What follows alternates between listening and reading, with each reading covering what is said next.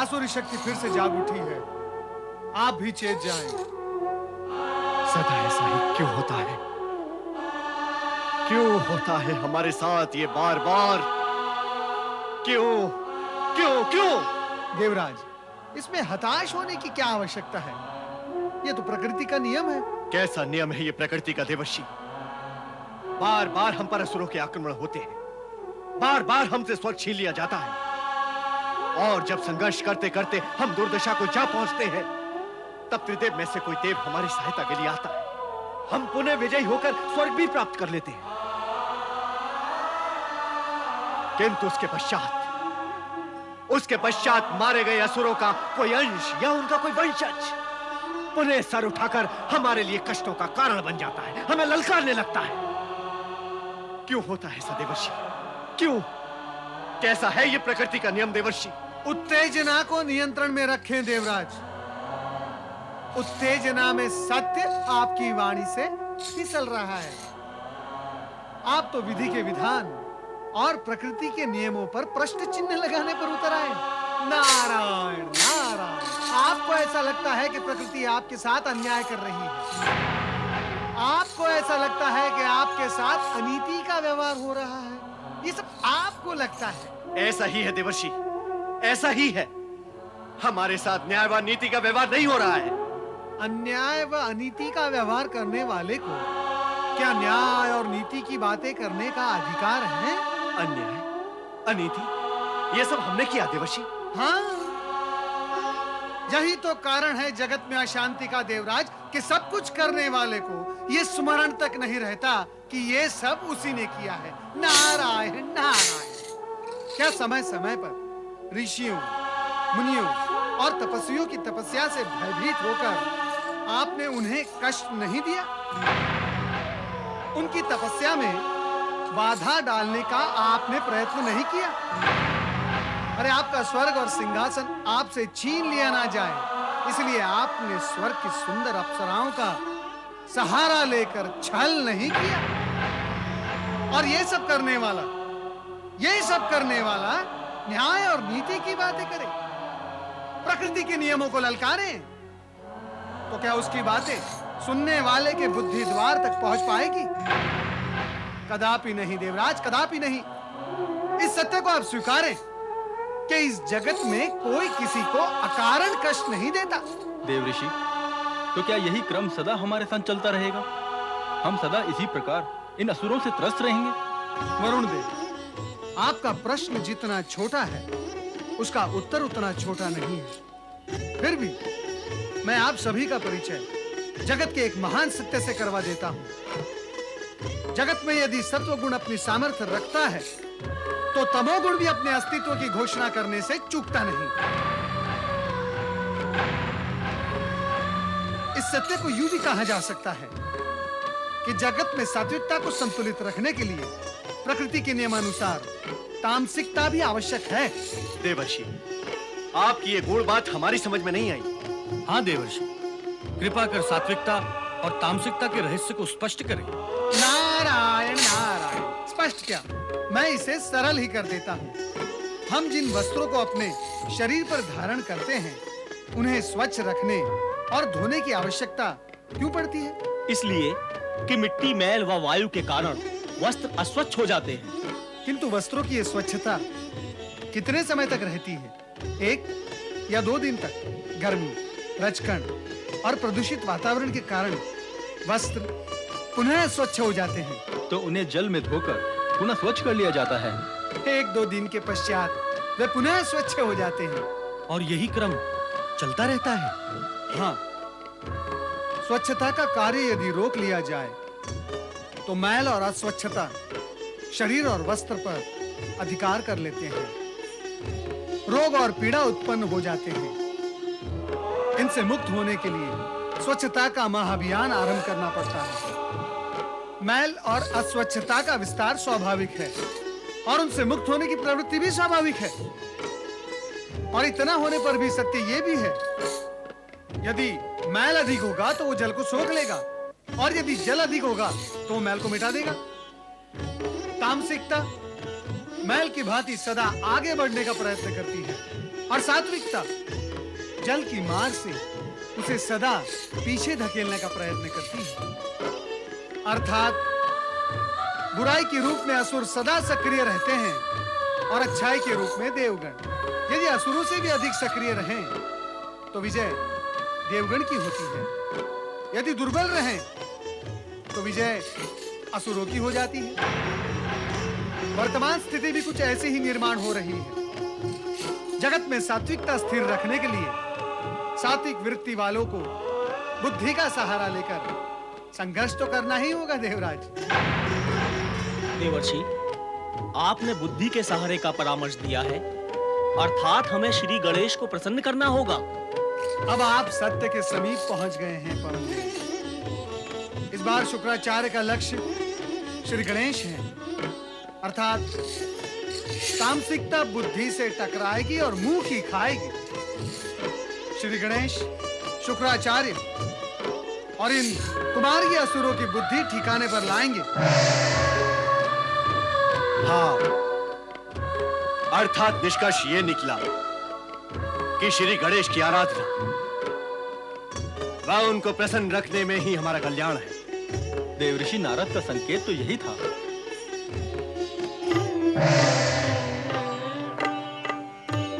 देवी लक्ष्मी, महालक्ष्मी,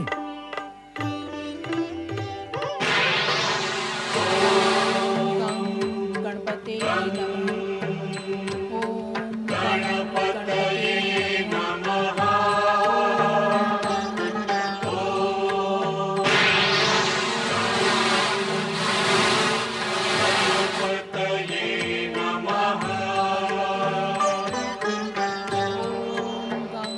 गणपते नमः। गणपते नमः।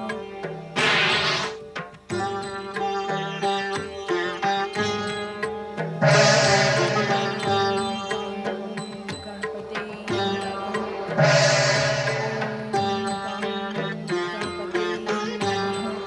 आंखें खोलो, आंखें खोलो देवी लक्ष्मी।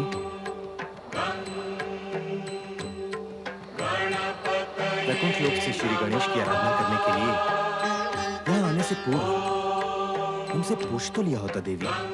श्री गणेश की आराधना करने की आज्ञा तो आप ही ने दी थी प्रभु, फिर पूछने की क्या आवश्यकता थी? ओम गणपते नमः। ओम गणपते नमः। ओम गणपते नमः। नारायण नारायण।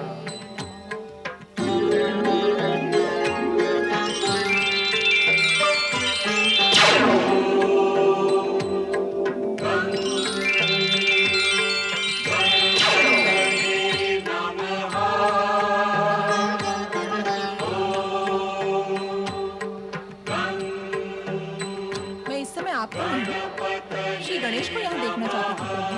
देवी, पार्वती पुत्र श्री गणेश हमारे लिए भी पुत्र के समान ही है, और तुमने उन्हें पुत्र के रूप में पाने की आकांक्षा की है। तुम्हारी आकांक्षा की अनुगुंज उन तक पहुंच चुकी है देवी। वे तुम्हारी इच्छा अवश्य पूर्ण करेंगे। चलो।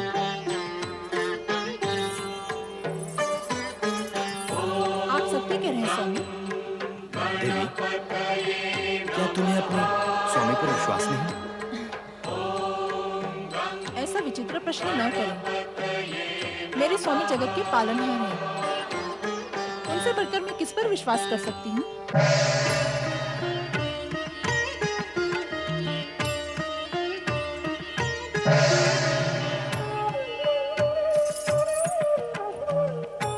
प्रणाम माते, प्रणाम पिताश्री। श्री गणेश, तुमने मेरी माता बनने की कामना को पूर्ण किया है, अतः तुम मेरे लिए गणेश से अधिक पूर्णानंद हो। मैं तुम्हें पूर्णानंद कहकर ही बुलाऊंगी। माता, यदि आपको मेरे नाम मात्र से ही आनंद मिलता है तो यह नाम आप अवश्य रख ले। सत्य तो यही है कि आपको माता के रूप में पाकर मैं भी पूर्णानंद का अनुभव कर रहा हूँ। दैत्य गुरु शुक्राचार्य, आपकी तपस्या, कृपा और आह्वान के परिणाम स्वरूप मुझे ये शस्त्रों से सज्जित असुर सेना प्राप्त हुई है। महाबली असुर असुरराज दमनासुर की महाबली असुरराज दमनासुर की ये सब दैत्य गुरु की कृपा से हुआ, इसलिए मेरी नहीं, दैत्य गुरु शुक्राचार्य की जय बोलो, बोलो। दैत्य गुरु शुक्राचार्य की दैत्य गुरु शुक्राचार्य की दैत्य गुरु शुक्राचार्य की अब बताएं दैत्य गुरु, कहाँ है हमारा परम शत्रु गणेश? कहाँ है मेरे पिता की हत्या करने वाला?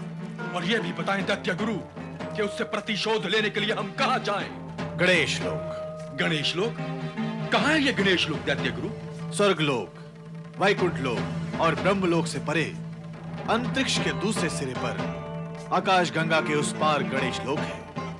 हम अपनी मंत्र शक्ति से तुम्हें वहां भेजेंगे। तुम गजमुखधारी गणेश को देखते ही उस पर मारक प्रहार करना।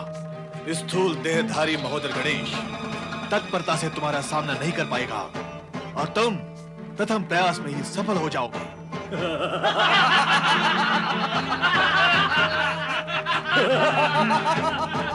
जाओ दमनासुर, आकाश मार्ग से शीघ्र ही गणेश लोक पहुंचो और अपने पिता के संहार का संहार करो। दैत्य गुरु शुक्राचार्य की महाबली दमनासुर की असुरराज दमनासुर की वीर असुरो, गणेश लोक पढ़े चलो गणेश लोक। असुरराज दमनासुर की असुरराज दमनासुर की वीर असुरो, गणेश लोक पढ़े चलो गणेश लोक। जय श्री गणेश। जय श्री गणेश।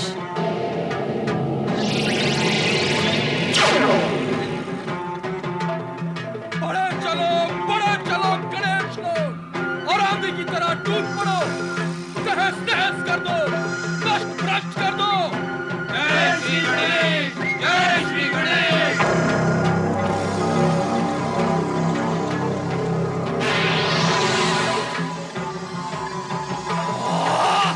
जय गणेश।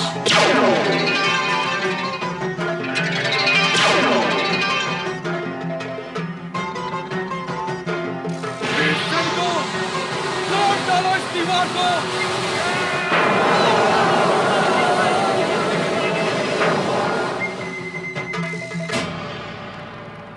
अरे ओ मायावी गणेश, कहाँ छुपा बैठा है तू? मारो! दमनासुर, यदि तूने श्री गणेश से शत्रुता की और गणेश लोक में प्रवेश का प्रयास किया तो तू यही इसी समय नष्ट हो जाएगा। नहीं, मैं यहाँ अपने पिता की हत्या का प्रतिशोध लेने के लिए आया हूँ। अरे ओ मेरे पितृहंता, कहाँ तू बच के बैठ गया है तू? मारो! चिल्लाने से श्री गणेश क्रोध होते हैं और प्रसन्न होकर पुकारने से दर्शन देते हैं। हमें दर्शन नहीं करने, हमारा उद्देश्य है गणेश की मृत्यु। मुझे अपने पिता की हत्या का प्रतिशोध लेना है। बताओ, कहाँ है गणेश? श्री गणेश कहीं भी हो, उनकी शक्ति हमारे साथ है और उनकी शक्ति को कोई चुनौती नहीं दे सकता। जा, चला जा। यदि तुझे अपने प्राण प्रिय है तो शीघ्र यहाँ से लौट जा। वीरू लौट के जाते हैं और वीर आक्रमण करते हैं। आक्रमण!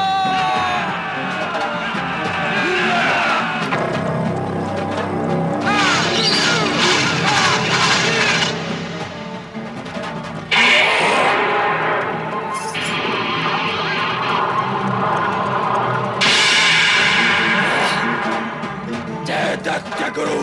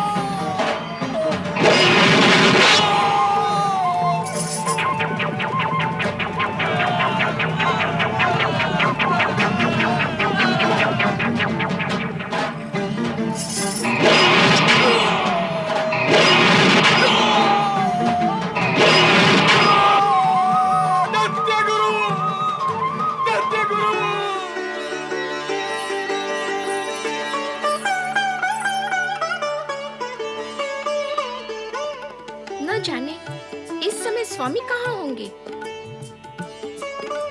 प्रिय पूर्णानंद, तुम ये बताओ कि तुम वैकुंठ लोक में इसी रूप में रहोगे अथवा? ये तो आपकी इच्छा पर ही निर्भर है पिताश्री।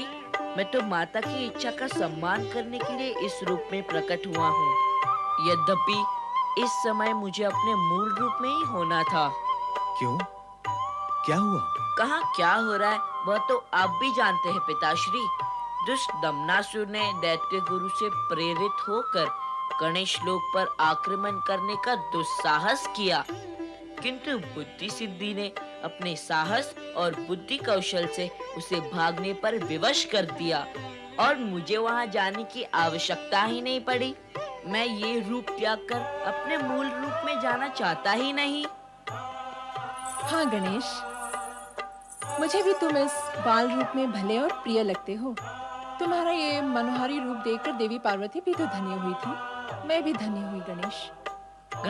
गणेश नहीं माता पूर्णानंद। जिस प्रकार आपको मेरा यह बाल रूप प्रिय है, उसी प्रकार मुझे आपका दिया हुआ नाम पूर्णानंद अत्यंत प्रिय है। यह नाम आपके सुमुख से निकलकर और भी आनंदकारी हो जाता है।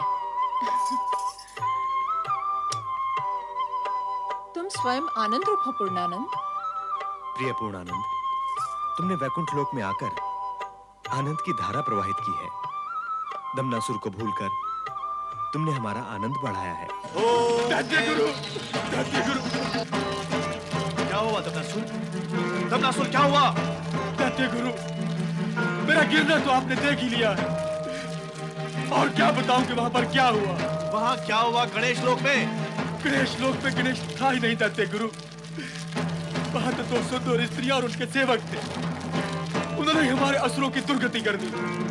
यदि वहां स्वयं गणेश होता तो क्या होता दैत्य गुरु? मुझे ये बताओ कि तुम्हारी ये दुर्दशा की किसने?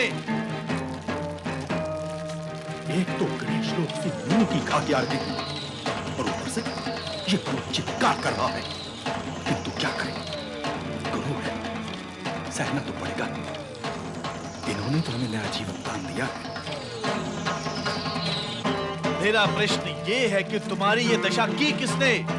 उन 2 स्त्रियों ने दैत्य गुरु। 2 स्त्रियों ने? मैं आपकी आज्ञा मानकर अपने सैनिकों सहित वहां जा पहुंचा दैत्य गुरु, किंतु आपने तो मुझे उन 2 स्त्रियों के विषय में कुछ बताया ही नहीं था। मैं बार बार इस विषय में सोचकर चिंतित हूँ कि यदि गणेश लोक की स्त्रियां मेरी ये दुर्दशा कर सकती है, तो गणेश क्या कुछ नहीं करेगा। दैत्य गुरु, तब मेरा क्या होगा? मेरा क्या होगा दैत्य गुरु? गणेश अत्यंत चतुर है दमनासुर। वो अपने छल बल से इसी प्रकार तुम्हें भयभीत करता रहेगा। इसलिए तुम्हारे लिए भी उचित यही है कि तुम अन्याय व अनीति से कार्य करो। अब क्या करना होगा मुझे दैत्य गुरु? ब्रह्मा, विष्णु और गणेश के भक्तों पर राक्षसी अत्याचारों का प्रयोग करना होगा। अपने असुर सैनिकों को साथ लेकर उनके भक्तों पर टूट पड़ो। कैसे टूट पड़ू दैत्य गुरु? कैसे टूट पड़ू? मेरे साथ के सारे असुर सैनिक तो गणेश लोक के द्वार पर मार दिए गए। मैं अकेला जैसे तैसे प्राण बचाकर भाग कर आया और आप कहते हैं कि टूट पड़ू। असुर सैनिकों की चिंता मत करो दमनासुर, उनकी व्यवस्था हो जाएगी। दैत्य शक्ति विजयिनी भव। स्वाहा।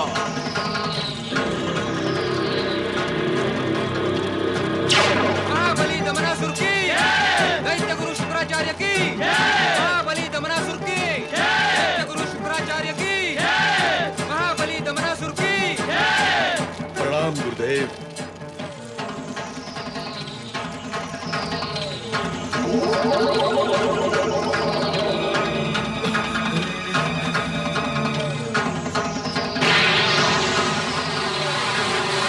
गौरी सुत शिवनंदन सुख करता दुख हरता श्री गणेश की। परम श्री गणेश भक्त महाराज वृषभसेन की। श्री गणेशाय नमः। गणेशपुर का राजा वृषभसेन गणेश का परम भक्त है। तुम उस पर आक्रमण करके उसका राज्य नष्ट भ्रष्ट कर दो, उसे समाप्त करके उसके राज सिंहासन पर विराजमान होकर पृथ्वी लोक पर असुर साम्राज्य की स्थापना करो।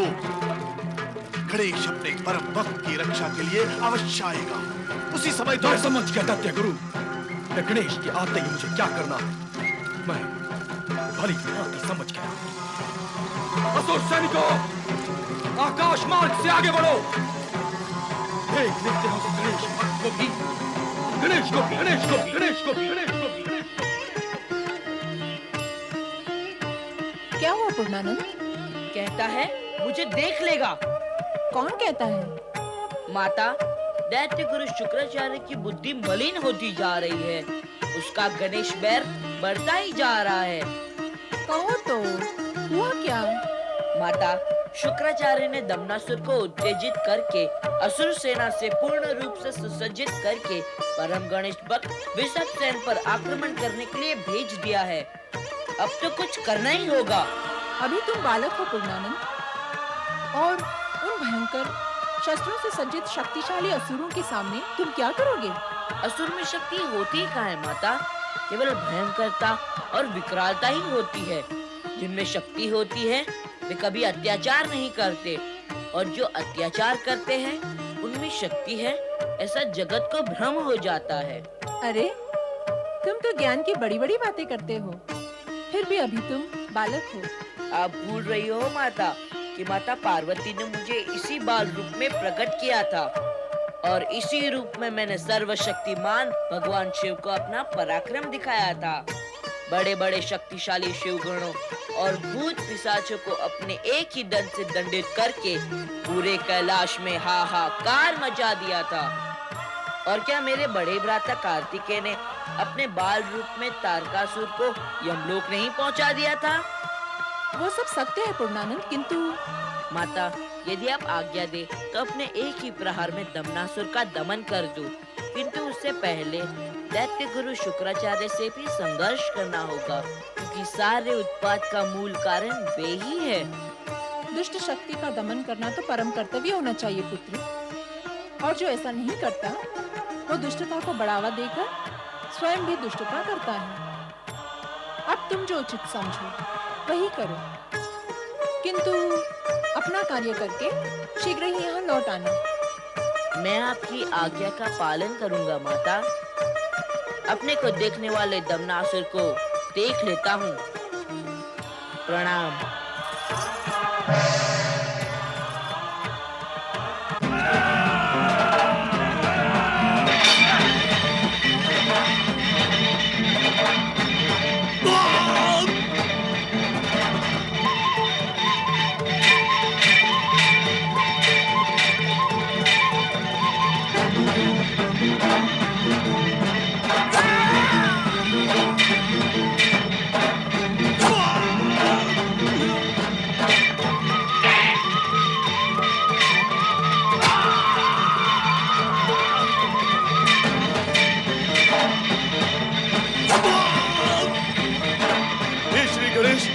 रक्षा करो, मेरी रक्षा करो श्री गणेश। सावधान वृषभसेन, सावधान। यदि तू जीवित रहना चाहता है तो मेरी शरण में आ जा। मैं सदा उनकी शरण में हूँ, वो मेरे रक्षक हैं, श्री गणेश। कहाँ है तेरा श्री गणेश? मेरे हृदय में है। तो बुला ले।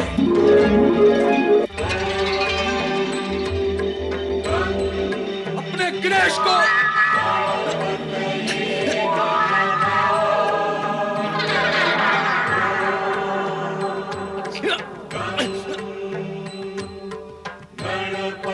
पार्वती नंदन, हे श्री गणेश, प्रभु प्रभु प्रभु, आपके प्रकट होने से पहले आपकी कृपा ने प्रकट होकर मेरी रक्षा की प्रभु, किंतु भगवान इन अत्याचारियों ने मेरे सभी वीर सैनिकों को मार गिराया प्रभु, मार गिराया। चिंता से मुक्त हो जा राजा वृषभसेन। तुम जैसा निष्ठाचारी भक्त और सदाचारी राजाओं के सैनिकों की प्राण हानि हमारे होते हुए कदापि नहीं हो सकती। विघ्नहर्ता श्री गणेश की जय हो।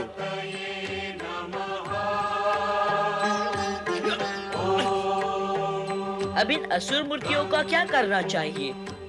उत्तम तो यही होगा कि जहाँ से आए हैं वहीं पहुँचा दूं। हाँ भगवान, यही उत्तम होगा। जब शत्रु स्वयं ही निष्क्रिय हो जाए तो उस पर प्रहार करना उचित नहीं है। आप इन्हें इनके स्थान पर लौटा दें। वैसे इनका मूल्य स्थान तो वन में है, किंतु शुक्राचार्य ने उन्हें यहाँ भेजा था, इसलिए इन्हें पुनः वहाँ भेजना उचित होगा। यदि अपने प्राण चाहते हो तो शीघ्र शुक्राचार्य आश्रम लौट जाओ।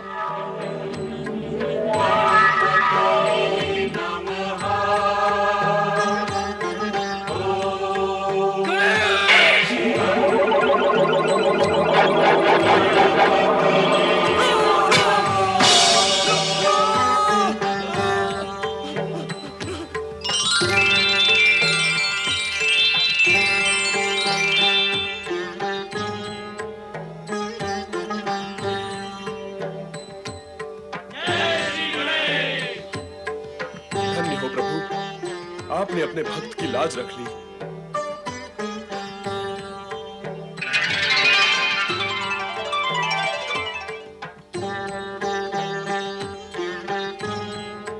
जय श्री गणेश की।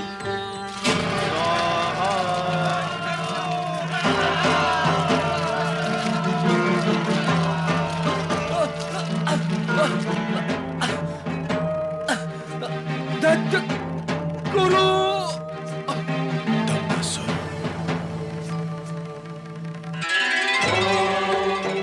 हे दैत्य गुरु शुक्राचार्य, आप जगत पिता भगवान शिव के परम भक्त हैं, इसलिए मैं पूर्णानंद आपको कोई हानि पहुंचाना नहीं चाहता। इतने पर भी एक चेतावनी अवश्य दूंगा कि सोई हुई असुर शक्ति को बार बार जगाकर निर्दोष प्राणियों पर कष्ट पहुंचाने का प्रयत्न ना करें, अन्यथा मैं आपकी सारी दिव्य और मंत्र शक्तियां आपसे छीन लूंगा और फिर आप हाथ मलते रह जाएंगे।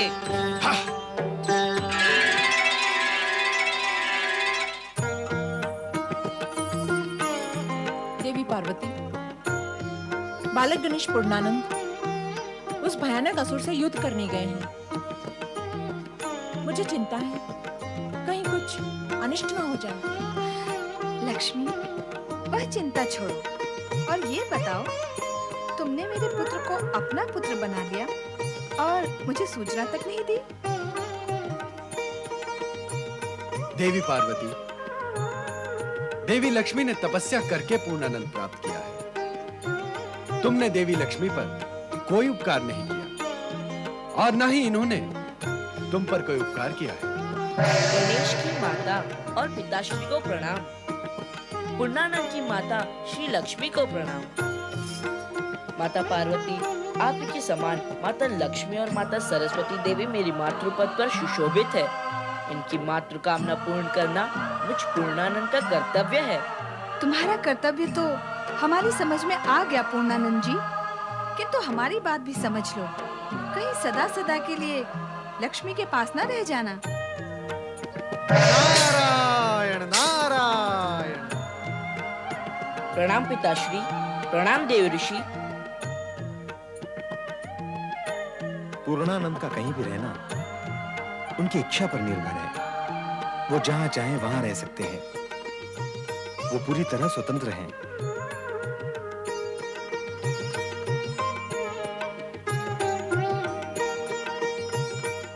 नारायण नारायण। श्री पूर्णानंद गणपति यदि सदा सदा के लिए माता लक्ष्मी के पास रह गए तो फिर आपकी दोनों बहुएं बुद्धि और सिद्धि का क्या होगा? माता, हमारे स्वामी लंबे समय से गणेश लोक से अदृश्य हैं। हाँ माता, हम दोनों अत्यधिक चिंतित हैं। कहो देवियों, मैं इसी रूप में रहूं या तुम्हारे पति वाले रूप में? स्वामी आप? चलो अब माता पिता की आज्ञा ले ले।